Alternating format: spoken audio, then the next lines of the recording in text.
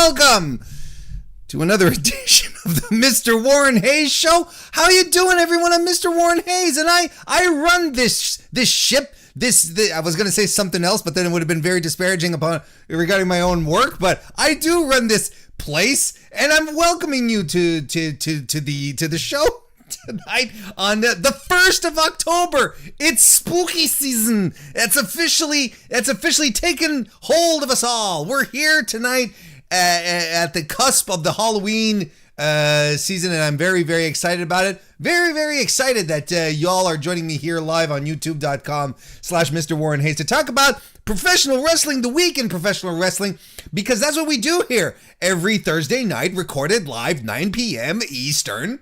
And when I say you guys coming over here, and of course there's gals, you guys and gals, guys in this context here is more like a group thing, it's more like folks. Maybe that I should have used folks. It's not as gender exclusive, right? I should have done that. Folks.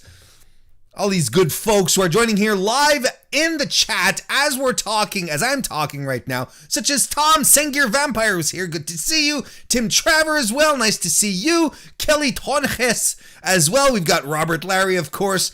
The early arrivers in the chat. They're always here first. Good to see you guys. Benoit is here as well in the chat. DGMC as well. Go Indy now. Good to see you. Welcome back. Glad you were able to make it live tonight. Mr. Fretz is here. Anthony Gaston as well. Good to see you. Carlos is here. Trensday Sean as well. Connor McCabe. Hello. My goodness. Look at all these fantastic folks joining us live right here on youtube.com/MrWarrenHayes, where the magic happens every Thursday evening. And thank you for watching. And if you're watching already and you feel like it, you're already feeling the groove, you're liking it. This is a good thing right now that we got going.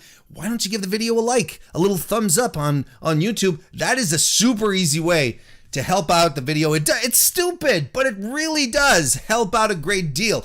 Perhaps you're not watching right now. Perhaps you're listening on your favorite podcast application. I appreciate it. Thank you to everyone who listens to the audio of this, who listens on their own accord whenever it's convenient for them. I appreciate it. Like I keep saying every week, the podcast, the audio side there's more and more people tuning in, and I really, really appreciate that. Thank you very much. And if you can find the time to write a review, leave a 5-star review, subscribe, a like, whatever you do on your favorite podcast app, hey, go ahead and do it. That would be fantastic. I really, really appreciate all that. Aaron Entertainment, good to see you. What is up?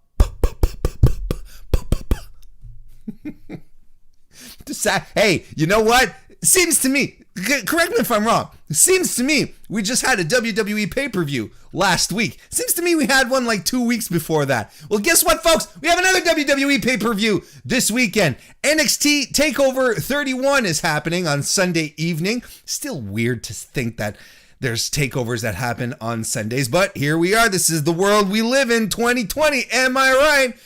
So that also means that I'm going to be doing a prediction show on Saturday. Traditions never fail like that. I'm doing a prediction show for TakeOver 31 Saturday morning, and I will be joined by Stephanie Hypes, who is a super quick-minded, witty person who does wrestling analyses. That's it. I hope she has that in her bio. But I'm looking forward to chatting with her this Saturday, 12 o'clock noon Saturday. Come and join us live right here on youtube.com/MrWarrenHayes. If you can, it will be appreciated. It's a good place to come and hang out on a Saturday. And you know what? If you want to hang out in a good place any day of the week, join the Mr. Warren Hayes Show Discord. Link is in the description. There's a lot of good people, a lot of fun happening.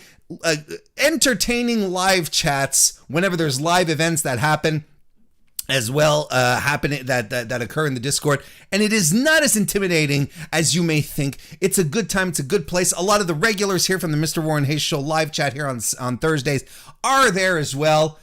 Just come on in. Like I said, the link is in the description. I don't know why. I don't know why you're waiting.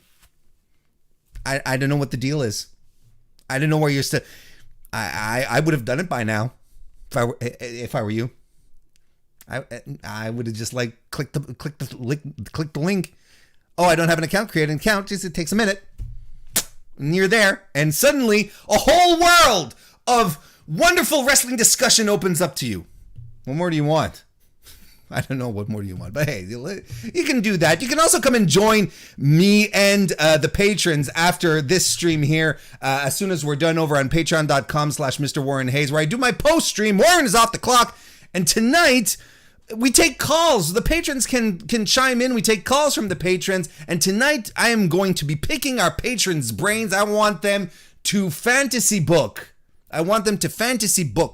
the AEW elimination, 8-man elimination tournament that they're going to have to determine the next number one contender for Jon Moxley's AEW world title. So I'm excited for that because you guys know I love tournament wrestling, and I'm excited to talk about it with the patrons. So come and join us. It's a good way to show some support for the Mr. Warren Hayes show on top of that. So, hey, come on over and do that. Another way that you can show some support is by subscribing to the channel here, becoming a member. If you go to the Mr. Warren Hayes channel, so youtube.com/MrWarrenHayes, there's a join button there. And if you're a live viewer, you like to hang out, you get some free emojis. Well, not free, but you get some extra emojis when you become a member of the channel. That's fantastic, right? It's a really good way. If you come every Thursday and you want to pop in a Goldberg emoji at some point, I don't know why you want to do that, but hey, well, you can do that. It's very, very, very, very easy. And another way, of course,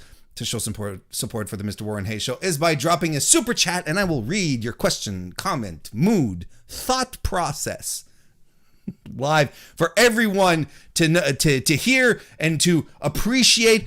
We got one before the stream started tonight by our pal Tim Traver, who left a very generous super chat. Thank you very much, Tim. And he says, I want to bless you, Warren, with all the podcasts you're doing. Keep up the great work.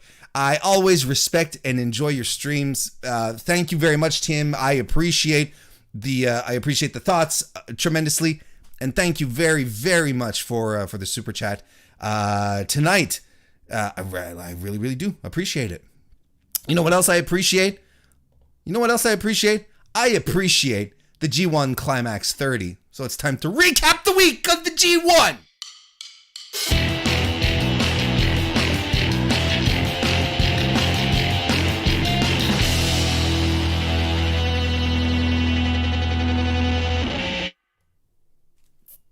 I want to say hello to Jay Kearns, who's in the chat. Good to see you. Welcome aboard. All right, so we had 4 more nights of G1 action. We are inching ever so closer. We're almost to the halfway point of the G1 so far. And boy, oh boy, it's been something so far, hasn't it? If you guys have been watching, let's talk about it. Let's get right into it just as soon as I start off my timer. This is something that I've been trying to do more and more, and actually time myself so that I can actually stay within the plan, the timings that I actually set out for myself, and not just ramble on a subject for 6 minutes over what I was supposed to talk about, kind of like what I'm doing now. Let's get to it.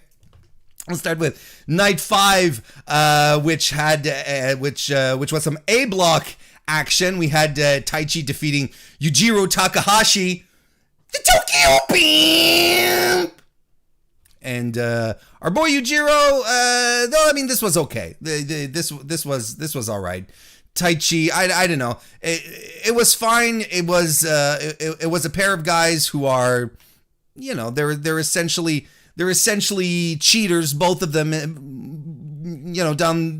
That's basically it. It was kind of weird that Taichi needed a low blow to defeat Takahashi, but then again, I can understand at the same time that he maybe didn't want to, because he didn't want to put the effort into it, right? Like, he beat Suzuki, his leader in Suzuki-gun. He defeated him and beat him clean on top of that. So I'm like, why did he feel like he needed to resort to a low blow? Why did he need a low blow to beat Takahashi? Well, maybe that's just it. He just didn't want to put in the effort, which is possible. And so I'm okay with that. Minoru Suzuki defeated Jeff Cobb. there's only one Jeff Cobb. Just in case everyone knows. I'm going to say hello to Evan Wright, who just jumped into the chat as well. How you doing, Evan? I'm going to tell you, this was a pretty good match. Suzuki hitting the God-style pile driver on Jeff Cobb is a sight. That's something. And his celebration at the end. Suzuki here just took full advantage of his victory here, and he really celebrated with the audience, who can still only clap. They're not. No one is supposed to shout or boo or cheer. So everyone is still clapping. So, but he reveled in the crowd. He really seemed to have been enjoying himself there. So, so it was a good match. It was a fun match. You should. Well, I mean, you can check it out. It's not a must-see match, but it's, like I said, just seeing Suzuki Gotch style Cobb was like, wow. It's just something wild about that particular moment right there.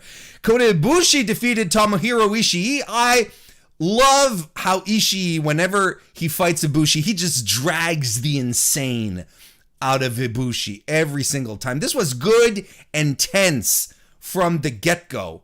Ishii is always nothing but business, and Ibushi is happy to oblige. He just gets really mad at Ishii. He's like, okay, you want to lay in some strikes?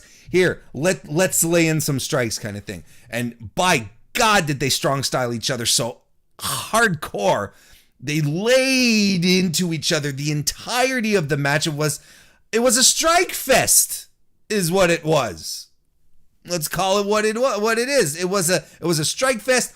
Ibushi hitting his jumping last ride on Ishii was spectacular in its execution. There was a Kamigoye headbutt reversal, which was nuts. It was really good, and a great finishing sequence with Ibushi just unloading everything in his arsenal to put Ishii away. Fantastic stuff. Very, very good. This is one of the matches where you need to go out of your way to watch. It was good stuff. I want to say hello to Delbert Hell, who joined us in the chat. Good to see you. Next, we had Shingo Takagi defeating Will Ospreay. Now, I thought that this was the start of Shingo's utter dominance of A Block. Well, Jesus, I have another thing coming. Are you right? And spoiler alert. This was a brilliant match. It really was a brilliant match. I love the opening sequence where they were reversing in and out of stuff. Ospreay hits a great coast-to-coast drop kick. Shingo's Made in Japan on Ospreay was so awesomely executed, and his pumping bomber took Ospreay's head off. It was so good.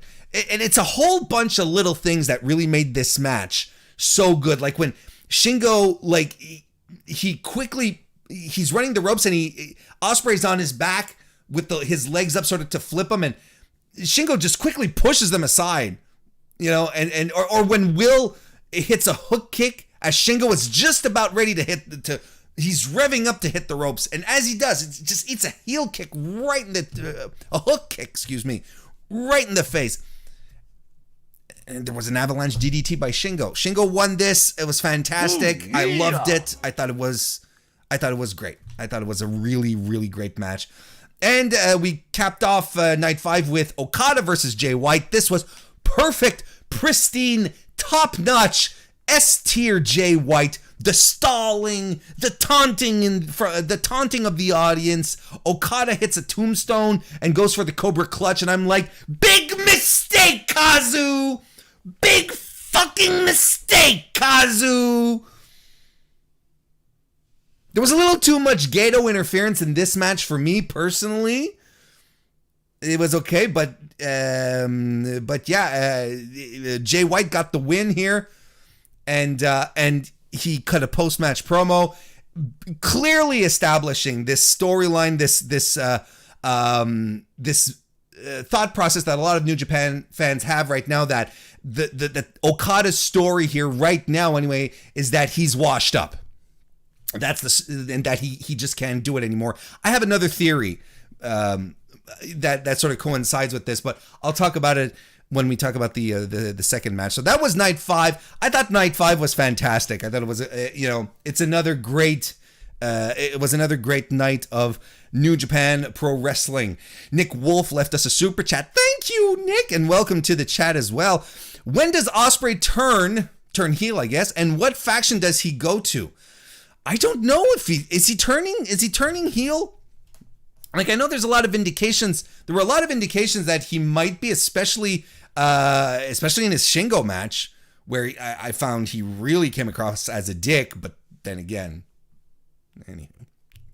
But his match with Jay White, he was much more of a babyface with aggressive tendencies.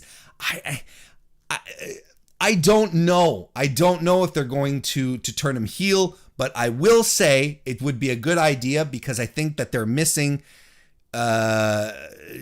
some top heavyweight heels right now.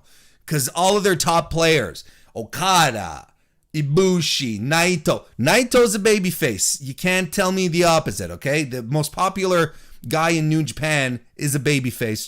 Tanahashi, they're all baby faces. Jay White is a top guy. He's a heel. You could argue evil, but you could argue. just go ahead and argue. But thank you for the super chat, Nick, Anakin JMT. Good to see you, sir. Welcome to the chat. Left us a super chat. Thank you very much. Says joined late as I had to finish clicking heads in my Call of Duty match. Is that a new hat, Warren? And is it for your favorite soccer team? Glad you made it. Thank you for coming here. Thank you for the super chat. I have had this hat on for weeks at this point. So thank you for noticing. But yes, it is a new hat. But I've had it on since I came back from Wisconsin. Since I came back from my little visit out in the United States. That's where I purchased this hat, and I was like, this will be a nice little refresher. Do you guys like it? Press cool beans for those of you who have it in the chat if you like the hat, or just type cool. I don't know. Do something. Let's move on to night 6 of the G1. Yoshihashi defeated Sanada.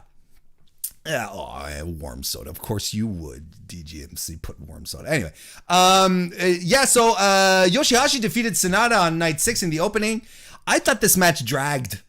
And I've had a lot of people come to me and say that this was a good match, Warren. It was a good, solid professional wrestling match, Warren.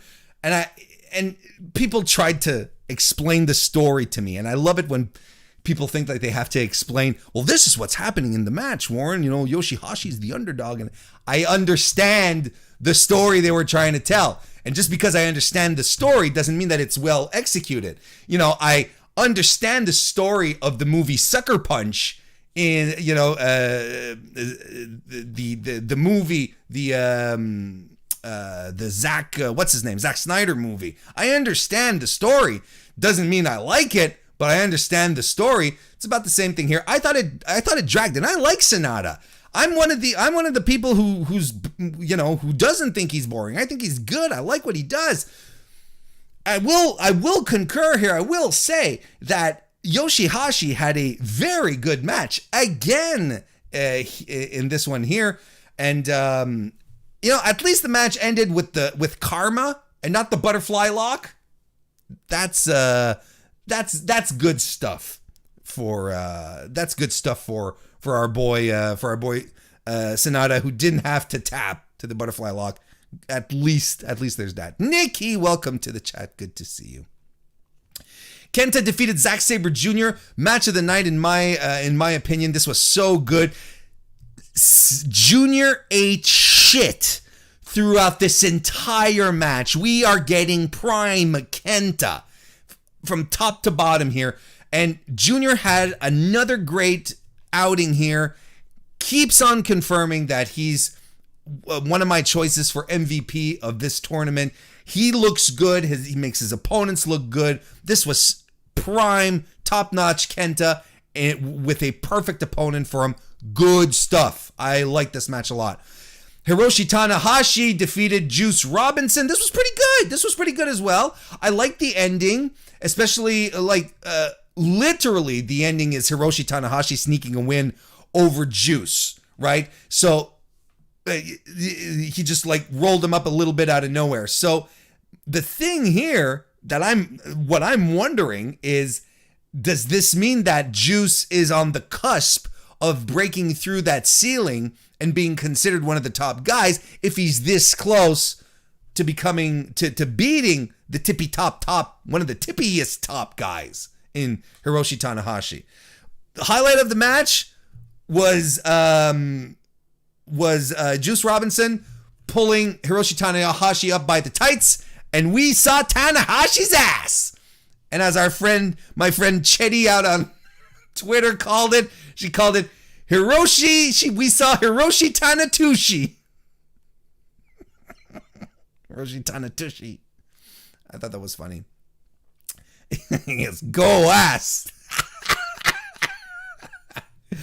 Toru Yano defeated Evil, and because Toru Yano is the king of pro wrestling. I like this. It was literally like Evil, Evil said, he goes around saying, I'm the best cheater in New Japan, and literally Yano goes, hold my DVD. That's essentially Yano low blow. The ending was so perfectly Yano. He low blows Evil. Dick Togo interferes, low blows Yano, pulls out the garrote to choke Yano, and then Yano does the back low blow with the leg on Togo, and then he double low blows the heels. Referee then comes around. He was referee was out during all of this, of course, and gets the win. This was pretty good. I mean, it's a Yano match. You know what to expect. It's not a work rate phenomenon, but it's always like it's a creative, fun comedy match. I liked it. I think I expected Evil to be much more out of his element than here, but it turns out he's a pretty good foil for Yano. It worked really well. And Tetsuya Naito in the main event defeated Hiroki Goto. This was fine. Some good action, great exchanges. It's nothing to write home about. Not a bad night for night, what was that, 7? 6, sorry. Night 6. I'm keeping score. Night 7 now started with Minoru Suzuki defeating Yujiro Takahashi, the Tokyo Pimp. And it was fine. Gosh style pile driver did it. Suzuki looked strong. Moving on. Kota Ibushi defeated Jeff Cobb. I saw a lot of mixed reactions regarding this match. There's a bunch of people who didn't, I don't think, cared for the match all that much. They thought it was okay, but meh. But I really liked it. I thought it was a great clash of styles from which Ibushi was really able to play off fantastically. There's a spot in this match at some point where Cobb F5s Ibushi, and Ibushi just flies, and that was nuts. Just for that, I think you should take a minute to see it. The Kamigoye by Ibushi wins the match. Pretty good. But again, I understand. I don't know why people are so hard on the match, because it was not a bad match. Maybe they had higher expectations. Ooh, yeah. I thought it was entertaining. I thought it was good. Kazuchika Okada defeated Taichi. This was okay too. I think the story, I mentioned it a little when we were talking about Okada at the start of the show, or at the start of the segment. I think that the story of the tournament, not only, it isn't necessarily a question, is Okada washed up? I think it's more like Okada wants to show that he can win in different ways, that it doesn't always have to be with a Rainmaker. That's why he's insisting on the Cobra Clutch. Kind of to show, hey, you know what? I can do it all. I'm diverse. I'm keeping you guys on your toes, kind of thing. But is it working out for him? Is it perfected? Maybe he's sort of making sure that it works at its best, that it works every time, honing it is what I'm trying to say, because it worked for him in the New Japan Cup tournament, but here not so much so far. Although it did work against Taichi, he was able to win with the Cobra Clutch.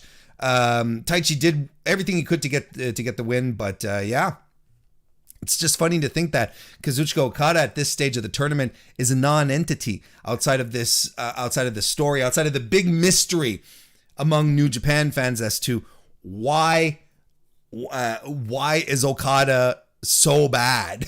That's the thing. So, but we'll see. We're not done yet. Will Ospreay defeated Jay White. What a masterfully crafted wrestling match this was. One of the best of the G1. This is one that you have to go see. Ospreay, part of the story they're telling with Ospreay in this G1 is that he's a heavyweight now, so he can hang with the heavyweights. He's not a junior anymore. And beating New Japan heavyweight foil Jay White is a big deal in this story. This is basically New Japan saying White is one of our top guys, one of the top heavyweights. He's been in that position for the past 2 years. And now Ospreay, establishing himself as a heavyweight, comes in, defeats him. Yeah, this is a meaningful win in that story here. And Jay White is great. Ospreay as well. Ospreay is a great wrestler, and we know that the subject of Will Ospreay is somewhat controversial, right? I'll be the first to admit that. I'm very torn on the whole Will Ospreay stuff. But I'll tell you this much: people who if you don't want to like Will Ospreay, that's fine, and you're entitled to that. You're entitled not to listen, not to watch his matches, or that's absolutely okay.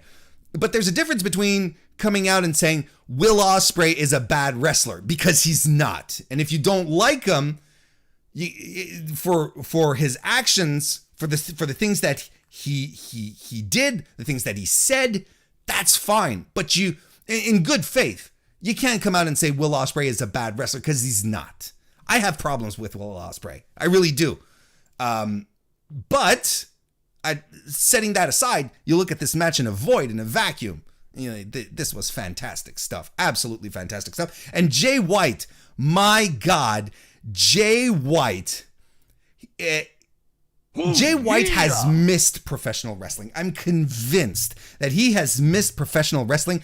I think he's become more physical in the ring since coming back from COVID, while remaining that dastardly heel. And I think they've toned down the outside interference Gato stuff a little bit, not entirely, but a little bit, and sort of transferred that over to Evil and Dick Togo, which is fine. I think that gimmick has been passed over.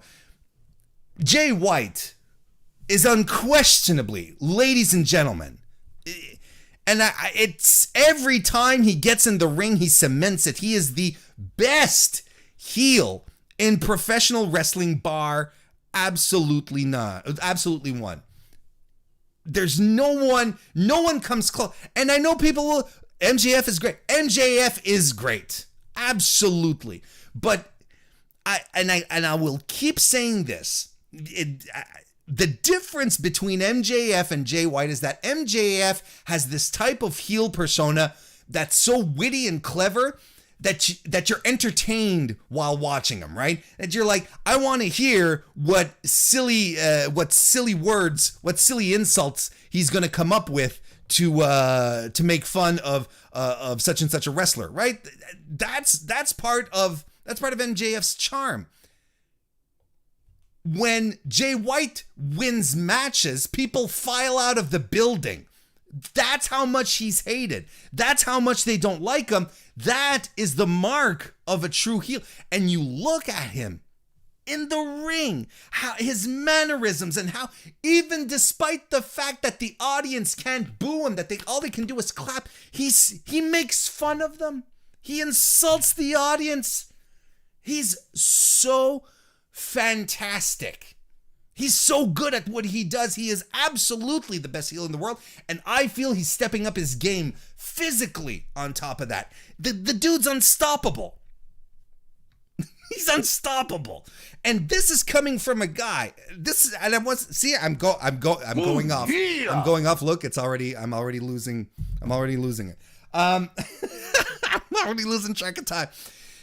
Jay White, 2 years ago, I couldn't stand him. I was like, I don't understand his upside. I don't understand what makes him interesting. Yeah. I just don't get it. I just really absolutely don't get it. but he grew on me because I understood what he was doing, but he also perfected what he was doing. I think he's on a whole other level than when he was feuding with Okada and went into Madison Square Garden as the IWGP Heavyweight Champion. I think he's on a whole other level. It is fantastic. I love Jay White so damn much. Tomohiro Ishii defeated Shingo Takagi. This fucking rule. Two guys come after each other hard for over 25 minutes. Pure brutality. And not WWE brutality. I mean guys just swinging at each other, looking to hurt each other. Can't get enough of these two slugging it out. Great show. This was a really, really good night for the G1 again. Let's go through a few super chats here before I move on to the next one. Evan Wright left a super chat. Thank you very much, Evan. Says, I just want to say it now. Yoshi-Hashi has stood out, in my opinion. I think he's 4-on-4 on good matches. He's been having a very, very good G1, especially the match I'm going to talk about on night 8, which just happened earlier. Will happen today / last night, depending on your point of view. Jeff Cobb has been fantastic as well. I think Jeff Cobb has been a little uneven, but he's been good. No one has sucked here. I can't even say Yujiro Takahashi, the Tokyo Pimp, has sucked. He's done well. He's not, but no one sucks. That's the thing. Anakin left a super chat. Thank you very much, Anakin. He says, I know you'll get heated later, so make sure to have plenty of cold water and maybe some ice packs to cool you back down. Yeah, I hit the Discord before coming in, and I found out some news before coming in to record. So yeah, there'll be some unexpected things to talk about. But thank you, Anakin, very much for the super chat. Evan Wright left us another super chat. Thank you, Evan. Says, Jay White being that perfect mix of amazing heel, strong style worker, and the wild charisma he has. Best heel in the business, Baron Corbin could never. The thing, look, Baron Corbin, and this is a hill I'll die on. Baron Corbin is a good professional wrestler. Baron Corbin is saddled with shit creative that makes him look corny and stupid. And if they gave him a proper heel push, he'd tear it down. But they want to have him have the goofy hat. They want him to lose to The Rock within like 2 minutes as he arrives. Like it's his creative that's hampering him, because I invite you all to go back and watch last year's King of the Ring tournament. Baron Corbin wrestled the hell out of the tournament, won every match clean, and still managed to get cheated into doing a 3-way where he's like, I won my match clean. Why am I in a 3-way to advance here? I mean, he was great. And then he gets the gimmick, and then they turn him into a joke again. Want to say hello to Mr. Fantastic. Good to see you when our boy Throwback is here. Good to see you, Throwback. Subscribe to his channel. I go there sometimes. Go check it out. He also has a podcast now. You can find that on your podcast app as well. And Ryan Murphy, how you doing? Welcome to the chat. Nick Wolf left us a super chat as well. Says, thank you very much. Says, Voices of Wrestling said Jay is the modern honky tonk man. As far as being able to garner heat, absolutely. Only he's a far better worker than Honky ever was. But thank you very much for the super chat. Evan Wright again left us another super chat. Thank you, Evan. He says, is it time to sit down and compare the WWE Performance Center and the New Japan Dojo the New Japan Dojo system / excursion process? I think it's a no contest that the dojo is better. I would say, just as on a basic level, that I think the dojo systematically produces better wrestlers because they don't hire or they don't sign as many guys. They keep a smaller group, tightly knit, because they know that the relationships that are founded there will continue on once they hit the big show, the main, let's call it main roster. So the groups are smaller. You know, and you guys have heard about it. They live together. They do chores, and they all have each other's back. So the relationships that are forged here will carry on, and that's part of New Japan's storytelling process. They don't come up with these wacky angles and then suddenly out of the blue, Drew McIntyre and Keith Lee are best of friends. And this is all grounded in reality. You know, they'll still harken back to Sanada and Naito fighting in 2002 against each other before Sanada fucked off for a while. You know, that's the kind of stuff. That's part of the process. I think that, you know, the PC is, to a certain extent, does have I think it's good that there's places where you can train talent within a secure, respectable environment like in WWE, but the PC suffers what all of WWE suffers, and that is bloat. Too many people, maybe not all on the same level, and I think the PC prepares them to wrestle on TV, where the dojo prepares them to fight. I think that's the main difference. That's really the main difference. Yeah, okay. So let's move on. We still have Night 8 to talk about. I am so. Why do I even bother? Why do I bother? I don't know why I bother. There's no point to it. Night 8 had Juice Robinson defeating Toru Yano. What? How did Juice Robinson beat our boy? How did Blues Brother and overly tanned Juice Robinson defeat our boy, the king of pro wrestling? God damn it. But it happened. And it was actually a fun time. It was a good match. Lots of shenanigans. It was fun. It was fun, but it works because Juice isn't afraid. Juice Robinson ain't afraid to look ridiculous. So this worked out great, and I like how frustrated Juice is with Yano, but, you know, it was good. It was shenanigans. It was fine. Zack Sabre Jr. defeated Hiroki Goto. Short match. This is the talking point, and how short a match this was. Sabre was aggressive, and he was just laying into Goto, and he was able to outsmart him into a European clutch for the win. That's look, I mean, if you know Zack Sabre Jr. and you know Hiroki Goto and you haven't seen this match yet, go look at it. It'll take at the most maybe, I don't know, 8 minutes of your time, 7, 8. You'll be like, it's already done. It's really surprising, but good on Junior continuing down his path. Hiroshi Tanahashi defeated Yoshi-Hashi in a very good match.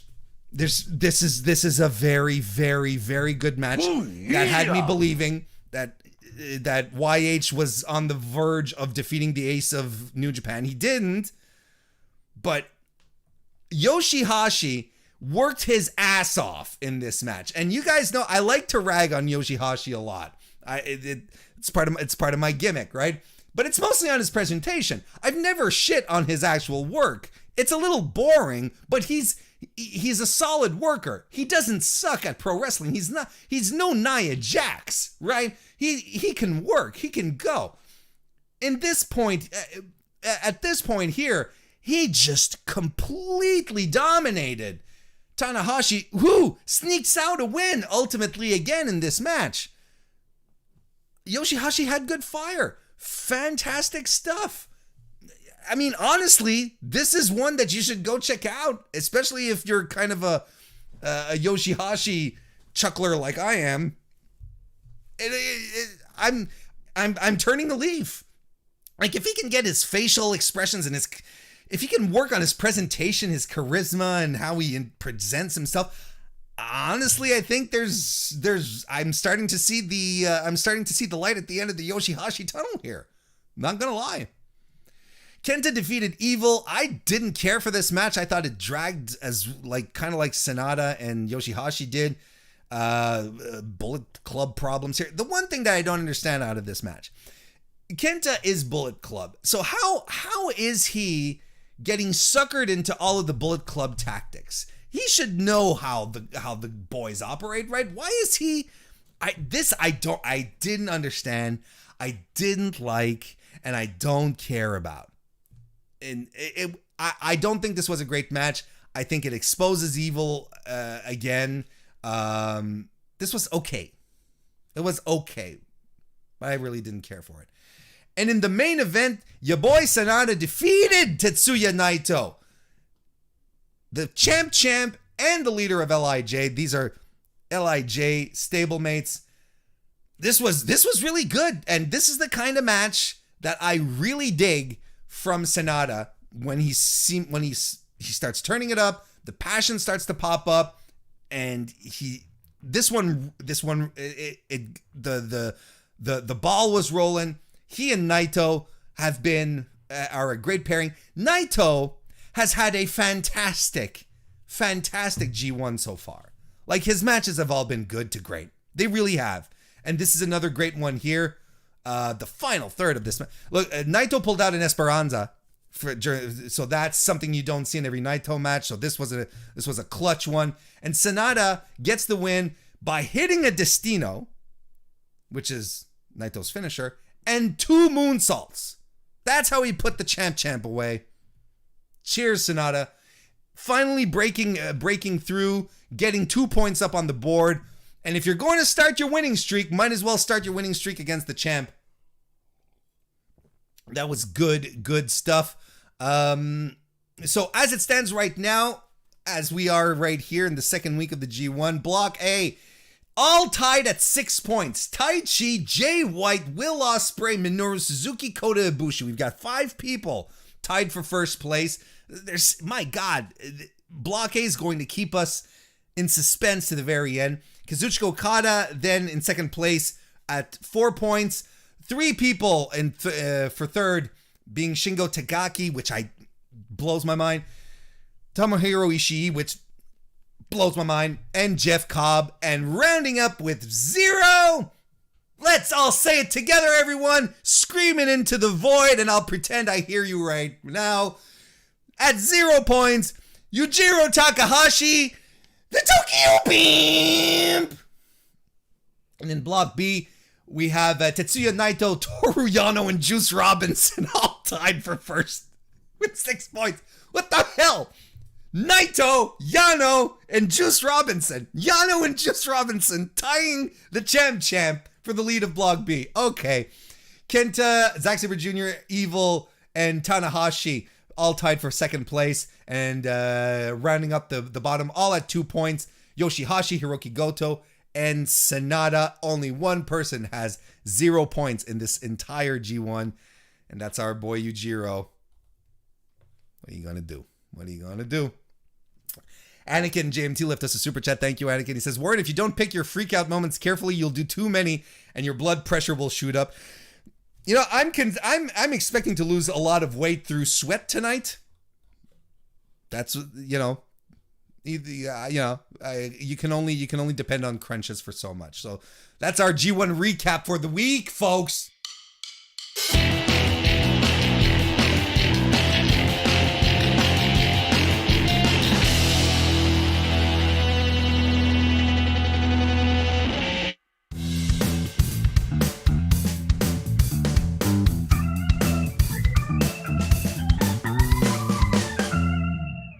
That's right, we're moving on to the weekly wrestling inspection, and now we are going to start pulling out some stuff. We're going to get some quick thoughts over on Clash of Champions, which is a very warm soda kind of event for me. I don't think it was a bad show. I don't think it was a good show either, especially considering how good SummerSlam and Payback were back-to-back. I thought they were very good shows. I thought Clash of Champions was very, very middling.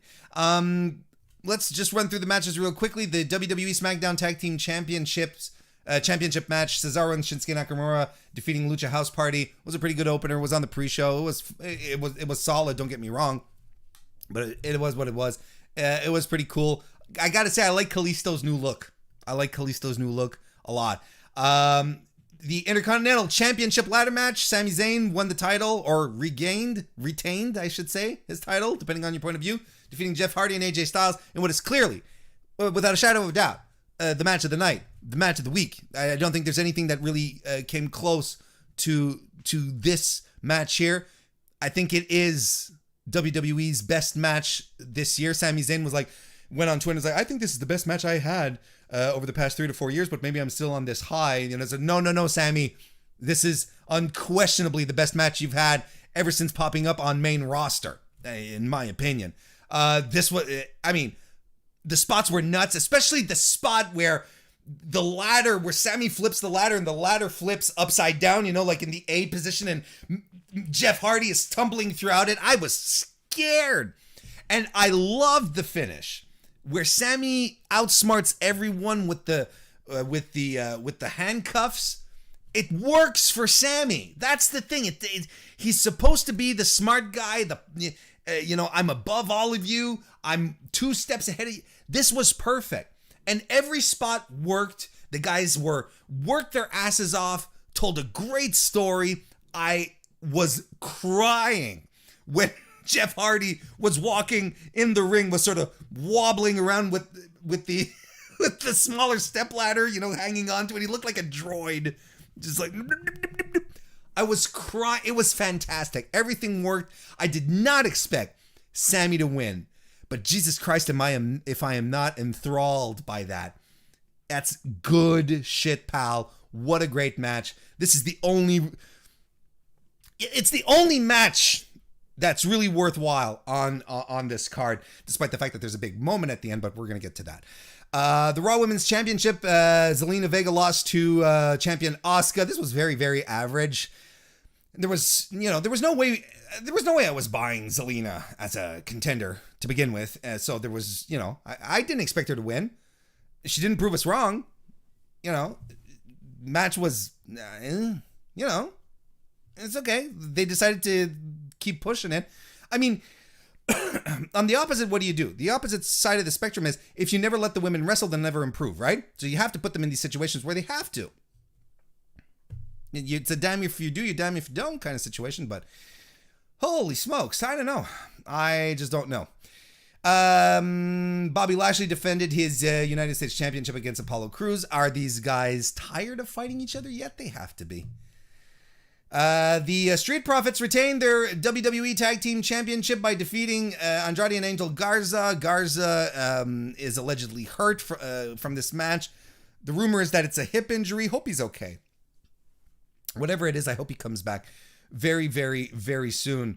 SmackDown Women's Championship. Bayley was supposed to fight Nikki Cross, but she suddenly was not cleared for medical reasons. COVID. So Asuka accepted the challenge. Here's my problem with this. I have a problem with this match. Why not book anyone else? Why not pull Bianca Belair? Because, the brand split. What is it? Why not have Carmella debut her new gimmick? Why not have? No, that wouldn't have been a good idea because you would have lost. Why not do anyone else? Naomi, Dana Brooke. I mean, Dana was going to show up on Raw the next night. Just give her a little nudge, that was my first problem. Second problem. Why not let Bayley and Asuka fight a proper match? They have great chemistry together. Even if you want to lead into the fuck finish with Sasha, we still would have got a great match. I don't know. It's a weird one for me. And why, in the name of God's flat earth, would you allow Sasha Banks to return so soon? It doesn't make sense. Not with the drama of the beating that she took, the vicious beating that she took. She should have been out for months. And then Bayley continues her reign of terror, getting some soft defenses. And then when Sasha returns, my God, everyone sort of loses their mind. I don't know. I know why they brought her back, because they want to do the match. The rumors that they want to do the Hell in a Cell match with the both of them. But it's too soon. And look at me saying, and I'm self-aware enough to know what I'm talking about. Where for months I was like, pull the trigger on Sasha and Bayley. Pull the trigger on Sasha and Bayley. And they pull the trigger on it, and I'm like, wait. Because, so I know but the beating was so purposeful and harmful and harsh, and it was treated as something nuts. Why bring her back a couple of weeks later? Stretch it out, make us miss Sasha, have her come back when we least expect it. And then we get into the crux of the situation. Then we get into the nitty-gritty of the feud. I hate this.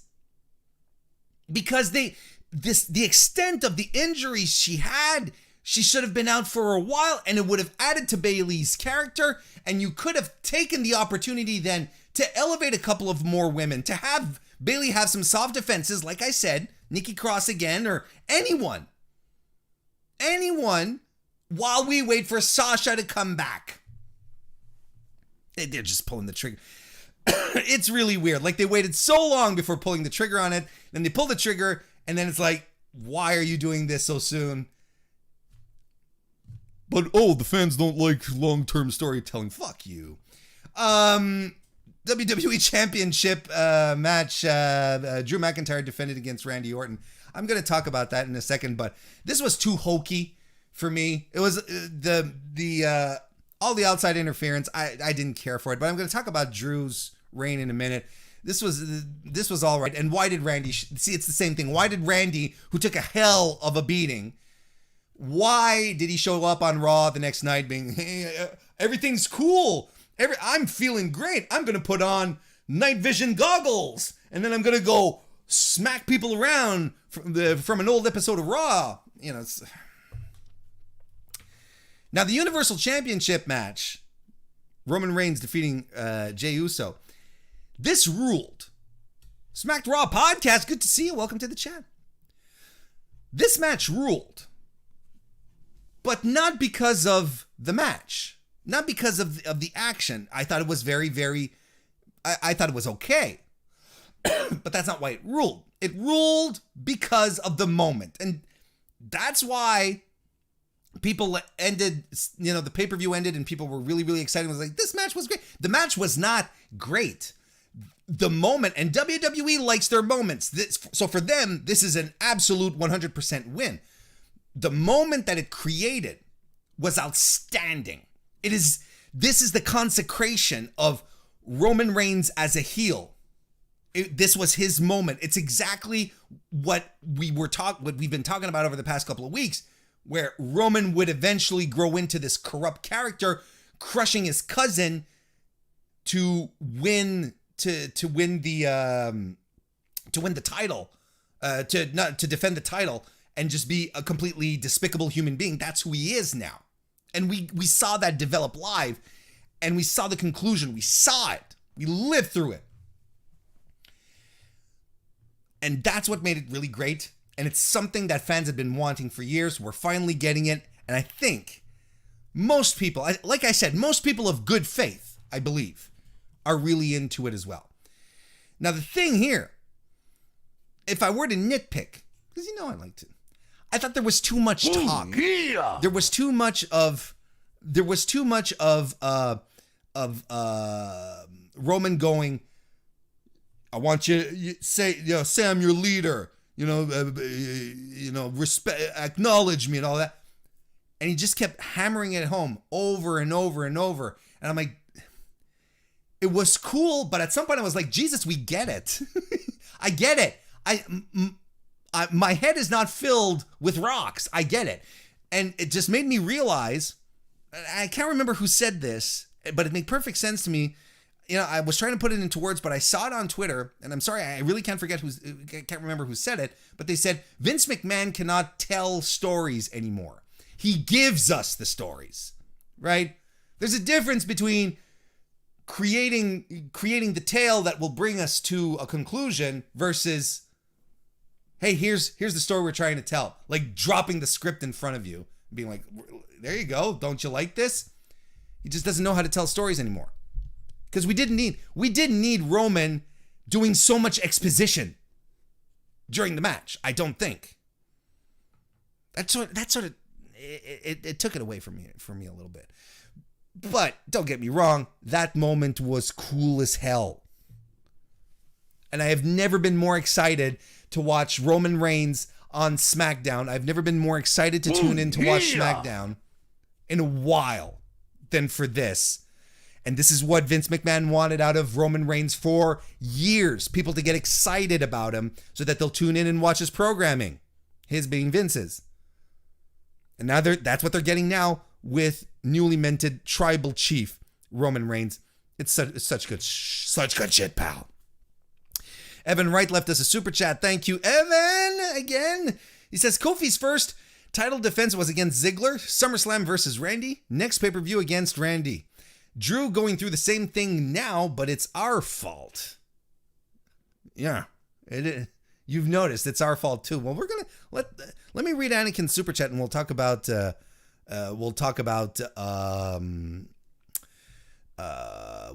Drew in a second. Then Anakin super chat. Thank you very much, Anakin. Again, by the way, really appreciate it. It says Roman/Jay had NXT 2017-2018 level of quality storytelling.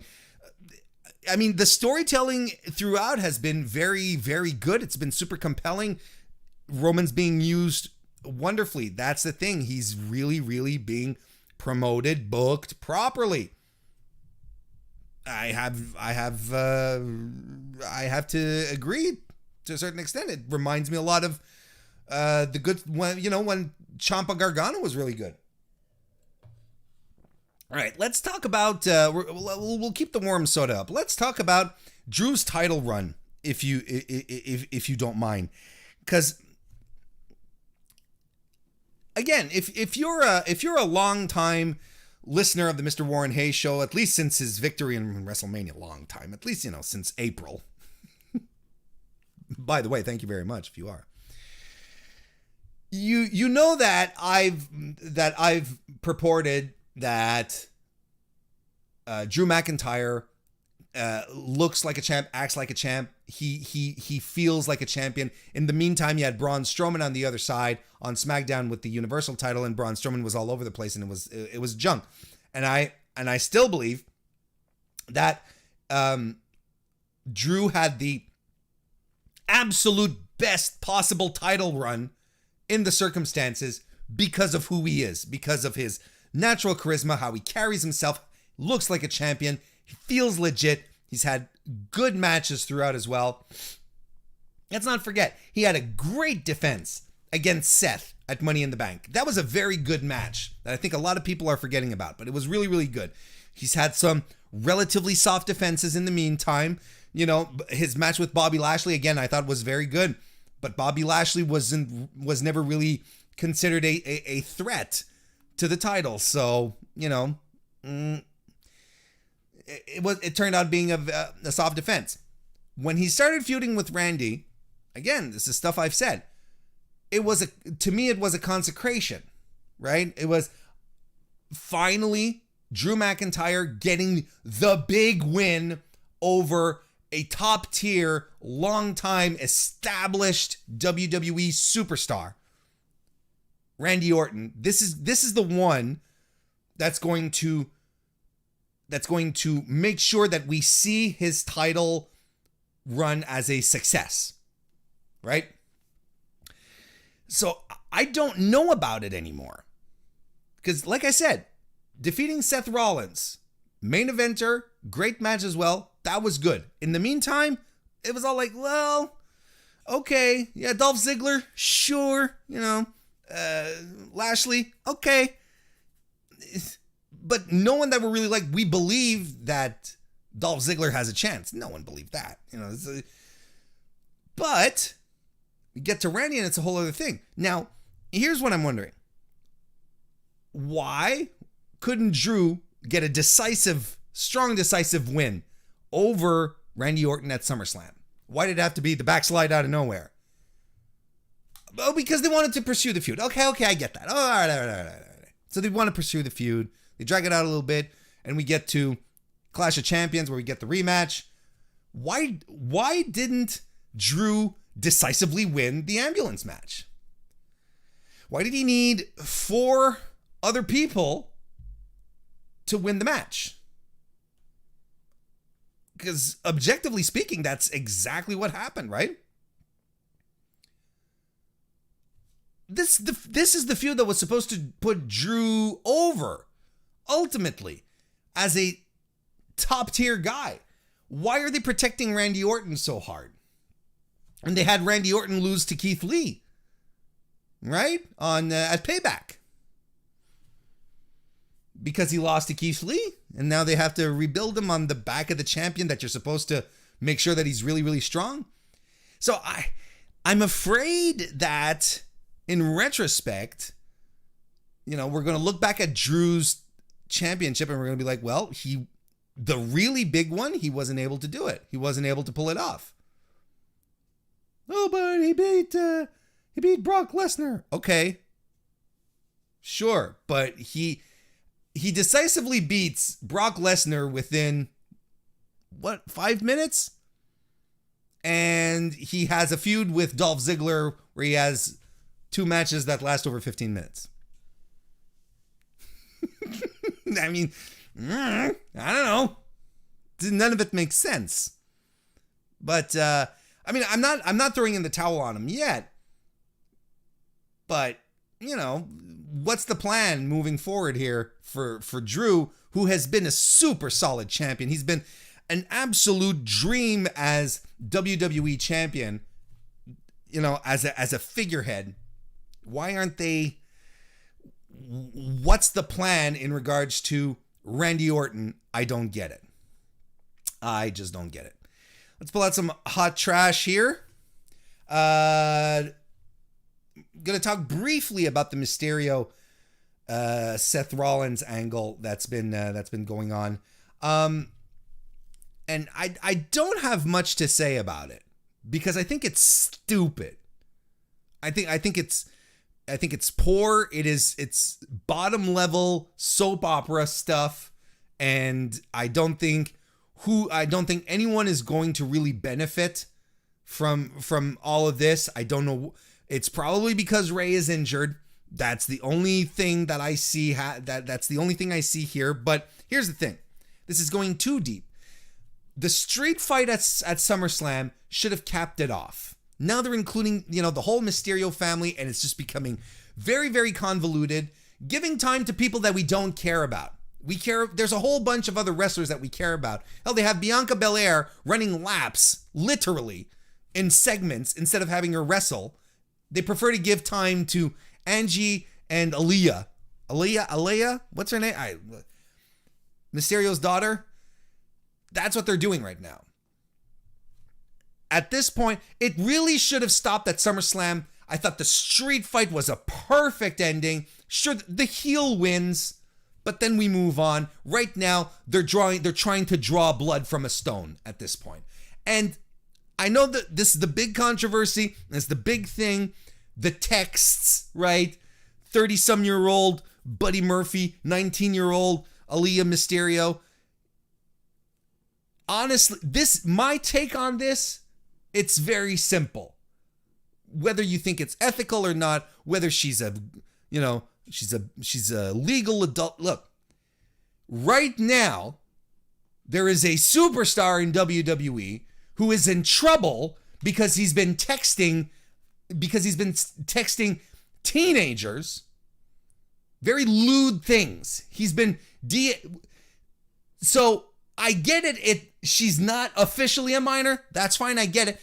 The point here is that you have to underscore how tone deaf WWE is to their own situation if they decide to do this. That's all there is to it. It doesn't offend me as much that they're doing that. It's not the age difference that offends me as much as WWE thinking that this is a good idea, considering that they do have independent contractors under their employ, pulling off this kind of shit and being in really, really deep trouble for it. And it's happened in the past as well. Seth Rollins got into trouble with that a few years ago. So I think it's extremely, extremely tone deaf. How about some cool beans regarding Britt Baker's return to AEW? Yeah. Right? Why isn't that fantastic? I think, and her return last night, I'm going to tell you, I'm very, very, very frankly here, I thought she looked great. I thought she looks She looks stronger. Everything she did in the ring was smooth. So incredibly smooth. She was crisp. Honestly, I think she had a great partner to come back in with Red Velvet being said.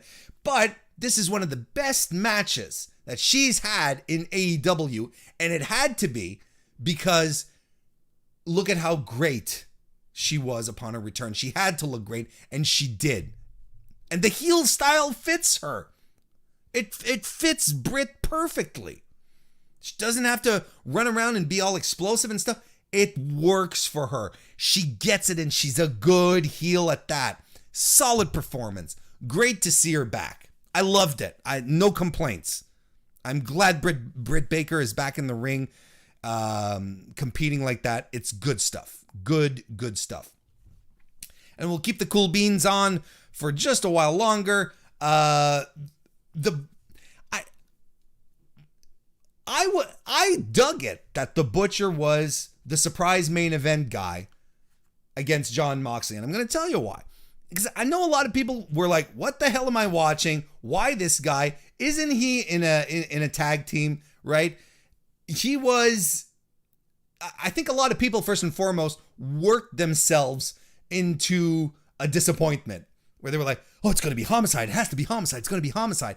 And a lot of people did that, but then it's also partly AEW's fault because AEW has been good on delivering with surprises, So when they say, "Oh, we've got something coming up, a surprise entrant or surprise appearance," or usually we're surprised. We're like, "Oh," or we're like, "Oh," "Oh," but here was like, "What?" So I get it, victim of your own success kind of thing. But here's the thing: was he a credible challenger for the world championship? No, he wasn't. But was he good? Yes, he was. I thought he pulled out a really good performance from someone that we saw in tag team action, but never solo. And he was good and matched Moxley's style. It was a good showing, and it shows just how deep the talent roster in AEW is. If they're able to take a tag team, pull them apart, you're like, okay, you're going to do this. You're going to go and have a singles match and pull out a decent one, pull out a fun one. They do it with Rey Fenix. They do it with when Nick Jackson has an opportunity to fight alone as well. Nick is fantastic. That's good, and it's good for us, and it mixes things up, keeps things fresh, and it keeps us on our toes. Doesn't always have to be an indie guy coming in. At some point, you kind of have to promote the people you already have before you keep bringing in people from the outside and then promote. You got to take care of your own talent too. If you keep bringing outside people, the people that you're actually paying on a weekly basis or a monthly basis, or they're gonna turn out to be liabilities instead of assets, right? So there you go. I thought it was fine. I think a lot of people had problems with it, and I don't know why. Hope you don't have a problem with the weekly wrestling inspection being over, though.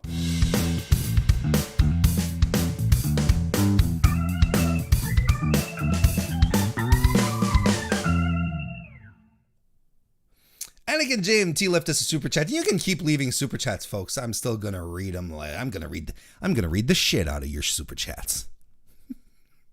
Anakin, thank you again. Anakin, he says, here's my problem with the Murphy and Leah thing. He says, why is she friendly with someone who has helped beat up her brother and father for months? Oh, teenage rebellion, going against your parents' wishes and all that. These grand romantic things. Young girls. They like the bad boys, don't they? What I find most offensive is Dominic thinking that he has to beat up Buddy Murphy and then tell his sister, no, you can't hang out with him. That's not what you... It's like, Jesus, hit the bricks, Dominic. Let her do her thing. What the hell, Just before I decided to start streaming tonight, I went on the Discord, which you should join, the Mr. Warren Hayes Show Discord. What the hell are you doing? And, oh boy. Oh, by the way, hello, Wrestling Plug Inc. Good to see you. So before I jumped in, there was some breaking news that I saw in the Discord. Wrestling Inc. had an exclusive saying that WWE is going to be taking over talent's Twitch accounts in 4 weeks. I'm going to read this verbatim. The article was written by Raj Giri. Shout out to Raj. He's a good guy.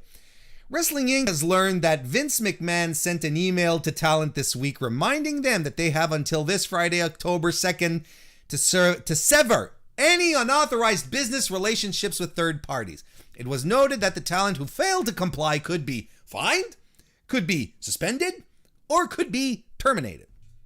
All right, cool. You will remember, right, a few weeks ago, we had this type of situation pop up. Where WWE had told talent, hey, you got to shut all of this down. But then they sort of softened their stance a little bit. Yeah, you can hang on to your Twitch accounts, but like your pro wrestling tees, your pro wrestling tees stores, all that shit, that has to come down. You have to stop that, right? So they sort of softened their stance on that. Now apparently our boy Vince is doubling down, right? Vince McMahon issued an edict last September instructing talent that they could no longer engage with third parties. The company later clarified the edict, stating that the talent could maintain Twitch and YouTube accounts under their real name. However, they would still need to inform the company of those accounts. Cool. But like I said, the pro wrestling tees stuff, that had to be taken down. All right, cool. Wrestling Inc. has also learned that the talent were told this week, and this is where it gets fucking egregious. The company will be taking control of their Twitch accounts in 4 weeks. WWE will own those accounts. However, talent will receive a percentage of the revenue, which counts against their downside guarantees. Jesus Christ. Now, I don't even, thank you, Tom. Sengir Vampire said, left a super chat, thank you, saying, no question, just some money for an epic triggered rant. I don't know how, you're putting a lot of pressure on me, but this grinds my gears. This starts boiling it. Because this is why I tell anyone who will listen, this is why I plead with them, never, ever cape for a corporation. A company is not out to look out for your best interests. They're not out to make sure that you are treated well. They want your money. And there's nothing wrong with that, because that's what a company is for. A company exists to make money, right? That's the basis of it. And I'm okay. I live in a capitalist society. I get it. And I'm okay with that. I'm okay with businesses thriving.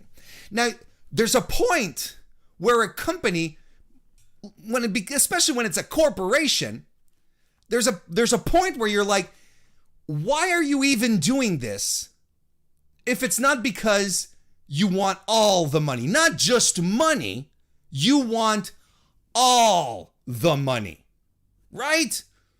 There's billion-dollar company, World Wrestling Entertainment, wants a percentage of Twitch donations.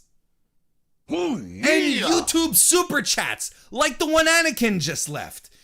They want a percentage of those minimal, tiny, the minimal fraction of the small percentage of the wrestlers who are already streaming. They want their cut of the money. It's just greed. There's nothing else. There's nothing to justify WWE doing this. Protect their IPs. Okay, I want to know. And chat, help me out here, because I've been racking my brain, but then I'm also preparing the show at the same time. Who streams on YouTube or has a YouTube channel or who streams under their WWE names? Asuka has her YouTube channel under Kana. Kana-san, Adam Cole. First of all, that's his real fucking name. What are you going to do about it? And he streams as the Chugs or something like that. Mia Yim, that's her real name as well, or at least her performing name. Who else? Like, I'm trying to think of people. Even Peyton Royce has a YouTube channel under her real name. Miro, when he was streaming and still underemployed, he wasn't doing under Rusev, right? He was just like. He was under me. So is this what we're understanding? Is this what we're getting to here at this point? That WWE is going to look at their talent and be like, well, we're taking a percentage of this, even though they're developing it under their own names, under their non-WWE performer names, right? And what's doubly wild is how short-sighted this bullshit is, because this is the performers putting in time on their dime to create opportunities to connect with their fans in a way that WWE will not let them. So essentially, they're creating goodwill towards WWE, goodwill towards them as performers, which will eventually add into a viewer base that will be more invested into that performer and ultimately into WWE, having a better chance to buy, AJ Styles, that's right, thank you, chat, that's a very good example right there, who streams under his real name. But you do, ultimately, these wrestlers, these performers are creating connections with their audience in ways that WWE is going to benefit without having to put in a single modicum of effort. They don't have to WWE is not investing any money in this. They're not investing time, technology, people working on creating social media for them or whatnot. It's just like, there you go. Here, WWE, look, it's a two-way relationship. And this is fucking stupid. It is so egregiously dumb. And this, of course, the top tier thing, on top of all of this, is that these wrestlers are independent contractors. And this is a story we've been rehearing recently because of Andrew Yang and when he came out about it a couple of weeks ago. I get it. Let's say Robert Downey Jr. opens up a Tony Stark account on Twitter and runs it. Marvel can be like, hey, Bob, what the fuck? Iron Man is our thing. It's our IP. It belongs to us. And Robert's like, yeah, but I'm the performer. Well, why don't you start an account under your name? Oh, okay, cool. Robert Downey Jr. is not an employee of Marvel. He's contracted to them. So, of course, he doesn't have the rights to use the IP. He doesn't have the right to go around using the Iron Man account on social media and whatnot. It's not his. And it's the same situation here. If Asuka has a YouTube channel under her name and she does things that have nothing to do with wrestling, and is under her own identity, why would WWE go and horn in on that? Besides, she's an independent contractor. She's not even an employee. And this is a problem that's becoming, that's popped up again because of Andrew Yang, because of this whole situation when it popped up at the start of the month in early September. WWE's stance is that it invests time and money into the IP performers use on TV. Sure. And they make up a big part of the sponsorships and the toy deals, and they don't want this to be potentially jeopardized, right? In case a wrestler goes off and signs with a rival, but they still hold on to the IP. Like, ultimately, it doesn't matter. The issue here is that WWE has no right to dictate to non-employees what they can or cannot do on social media on their own time with their own name. They just don't have the right to do that because the wrestlers aren't employees of the company. And if you're going to make them employees of the company, you're going to give them full benefits. You're going to give them health care. You're going to give them a pension. Hell, let the boys and girls unionize. That's how a company, a corporation who has employees and who treats their employees as employees, that's what they give them. But they technically have the right to work elsewhere. But the contracts are so fucked up that the legalese of it will keep people bound to WWE, and they will agree to all sorts of wild stipulations because right up until last year, there was nowhere else to work, right? I think we all agree on this.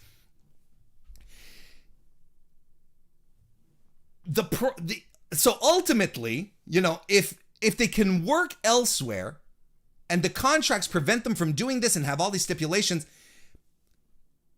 ultimately, you can say, oh, well, they agreed to it. Sure, you can agree to a shitty contract, but a shitty contract remains a shitty contract. And of the legality, even though you signed it, a contract can always be disputed. The legality of a contract can always be disputed. At some point, if in your contract it said you signed that your boss gets to eat your firstborn child, but then you get your child and you're like, you know what? I'm not sure this contract is legal. You could bring it to a lawyer and they'd be like, no, man, he can't force you legally to hand over your firstborn and devour it, despite the fact that you signed off on it. We can challenge this. Because otherwise, people could put any kind of stupid shit in a contract and be like, well, you signed off on it. You said you'd come to work without any pants. It's in your contract. Come on, man. Take off your pants.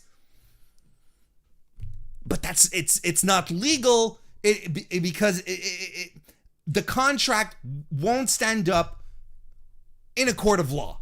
It just would not stand up. And no one has ever picked apart a WWE contract, taken them to court because it's fucking WWE who makes millions upon millions of dollars, ironclad lawyers from top to bottom. Who's going to challenge it if it's not regulatory institutions like, what is it in the US, the Senate or whatever? Sorry, I'm not quite, I'm not quite sure how legislation works in the US, but regulation, who establishes regulation and stuff like that. That's the point here, is that it's so stupid. It is so absolutely garbage. And honestly, what is WWE going to do? Suspend them? Let's fined, suspended, or fired. The fines suck. What are you going to do? The fines suck, but if you refuse to hand your money over that you make on Twitch, well, then you can pay your fine with your Twitch money. Okay, that's one thing. Suspended. A lot of talent ain't working right now. They're not putting them on TV, so big deal. And can WWE really, at this moment, at this conjuncture in history, can they really benefit from suspending wrestlers when they're losing some to COVID? People have to hit the bricks and go away for 2 weeks at a time because they suddenly get sick. Can they really afford to start suspending people and fire people? I think that's the least of their worries. That's as a talent, be like, fire me. I'm already fired, to quote Ric Flair. It'd be like, sure. The indie shows are all starting back up. Cool. I'll be able to get bookings like that. Can you imagine? Let's say AJ Styles. Of course, AJ Styles isn't going to leave, but let's say he's like, fire me, Vince, and Vince fires him. Jesus Christ. He's gonna stay unemployed for all the better part of 7 minutes. He'll be back in Japan in the blink of an eye. You kidding me? Or in Impact. The context, it's so So stupid and so typical WWE too. And you know what else is typical WWE on top of that? The Nick Nutter, how you doing? Welcome to the chat. And Abhinav Tirumala, good to see you. Welcome to the chat as well. Here's something really, really interesting. Since we're talking about WWE and these weird things. Roman Reigns he was on a podcast earlier this week. And he had a choice quote, a juicy choice quote here. I'm going to read it to you, and we're going to try and wrap this one up because I am going long, but I warned you. He says this. This is the quote from Roman Reigns. Roman Reigns. Who, by the way, I've always liked Roman. Don't have an issue with him, but here we go again. Quote. We got a bunch of fast food fans and they complain that they want stories and well thought out stories to develop. When you start doing that for them, they want it all now. My people, I'm cooking a steak. We're going to let the steak stay on the grill. If you want your cheeseburger, watch Raw. SmackDown, we do filet mignon. Okay, so he's doing the brand thing. All right. But I hope you can all see the underlying message here, right? It's like, fans, we're doing good stuff. You guys are just never happy. And it boggles my mind every time I see a wrestler lash out at fans for bad creative. It just boggles my mind. And I can understand that maybe a guy like Roman and a guy like Seth wants to stand up for his company. And I can understand why Cody and Brandy might lash out at fans as well, because they have vested interests. They're owners. They're higher ups in the company. They're executives. I get it. But what company attacks their fans? What company goes after their clients and says, hey, you guys, you don't get it. You don't get it. Yeah, yes, we're a breakfast place, but we don't cook the pancakes. That's how we do things.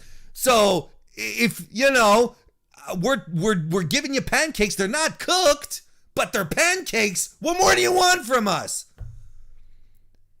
And the thing that, and I've talked about it before, it's just when I see Roman, and I don't even think it's a thing where he's trying to be the heel, because he is snidely going after fans here again. A bunch of fast food fans, and they complain that we want stories to develop, and when you start doing that for them, they want it all now. No, that's not it. That is not it, Roman.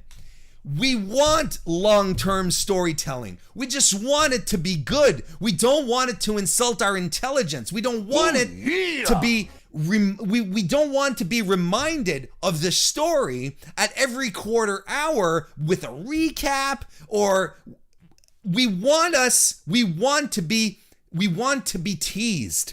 We want your stories to be like, hey, we're giving you a little bit of this week, and then having us guess, having us wonder.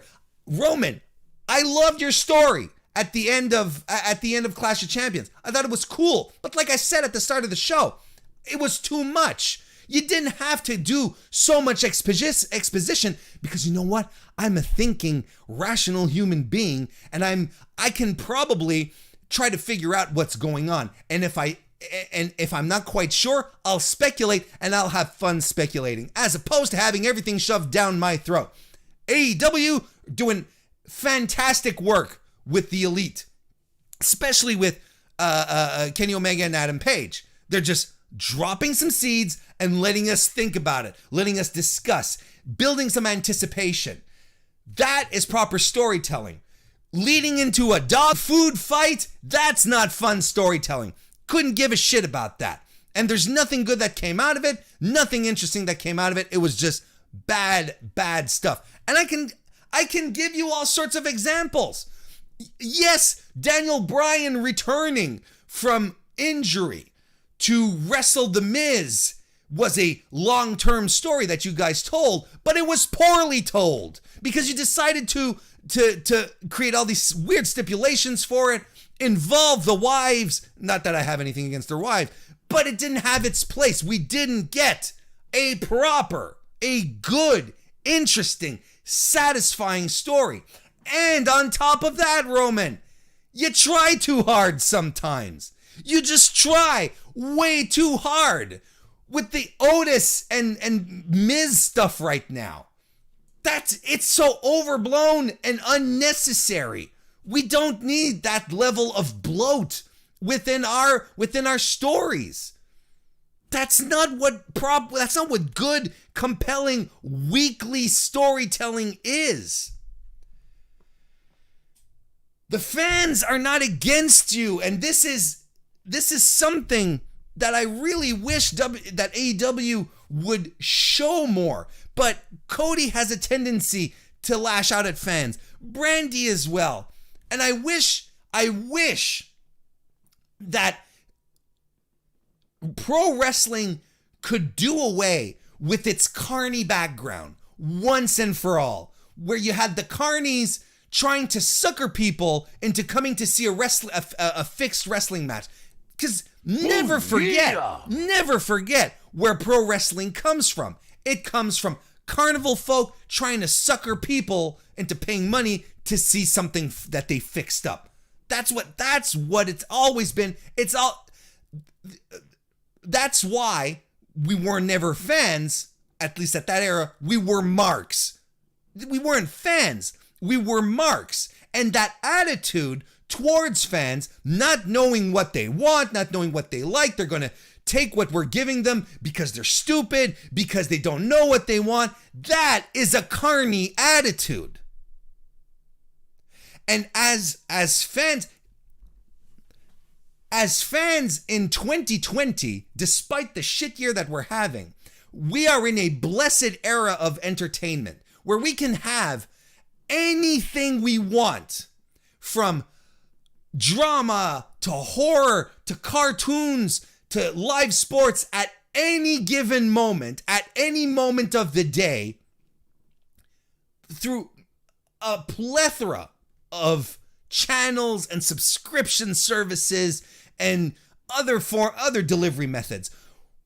If we don't like something, we can easily move on to another thing because there's choice. There is no longer 3 channels on the dial.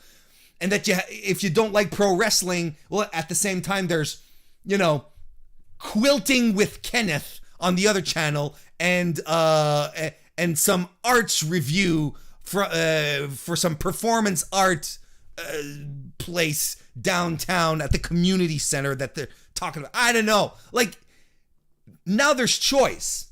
There is oodles and oodles of choice. So, as fans, we can move on to other things very, very easily if we are not entertained. And the thing is that our tastes and our level, our expectation of how we are supposed to be entertained has risen considerably, along with all these possibilities, all these choices, all these entertainment feasts that we have right now. So we can move easily to anything we want. Stop treating us like marks. Treat us like fans who are invested in your product. Stop saying when it's convenient to you that you always listen to the fans. Time to put your money where your mouth is. The fans never asked for Thunderdome. The fans asked for good stories. Stop coming after your fans. Stop sending your talent after your fans. WWE, because we don't, and AEW too, because we don't cape for companies, we cape for talent.